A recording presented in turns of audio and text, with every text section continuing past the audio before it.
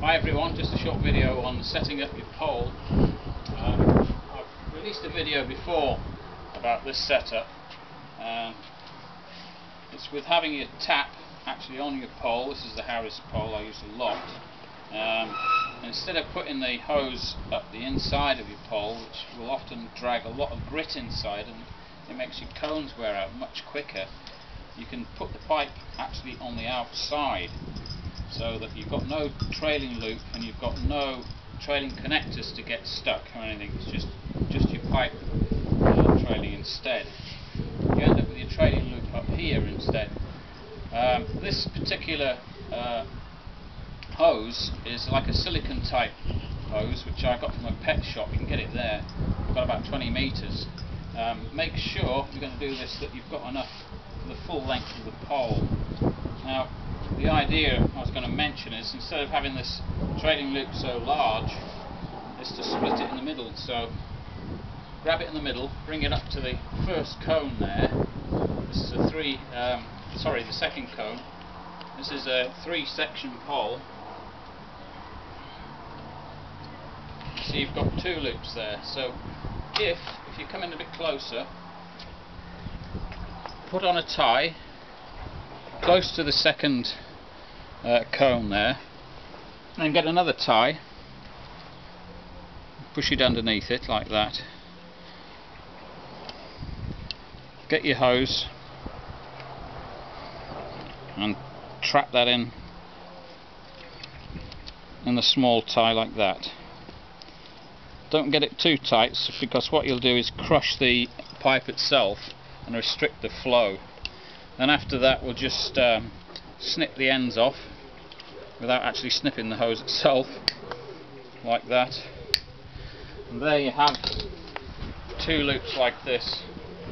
So when you're actually working downstairs, you just grab hold of those, see it doesn't get in the way, it doesn't drag on the ground anymore, and it still works when you extend your pole to its full extent, like that. It's much better, as you can see, and it just works an absolute treat.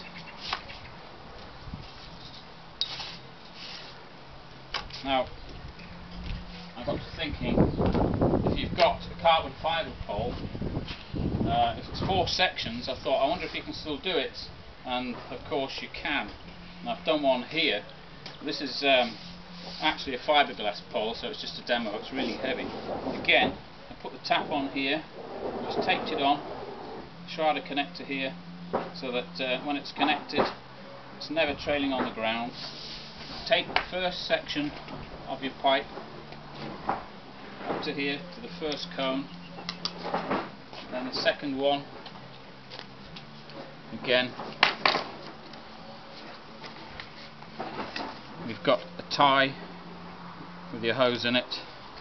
The third one, again, tie with your hose in it. And right at the top you could always put a tie again here, just to keep it tidy. So when you put your brushes on, well, personally I use Unger cones, as you can see, with the angle adapter, and when the brush goes on I have a male shredder connector, and it just clips onto the brush like that. It keeps it nice and tidy. One thing to remember when you're setting this up, make sure you've got enough hose that will cover the whole pole, otherwise you might end up with it too short. But it works well in practice, as you can see. That's about full tilt there.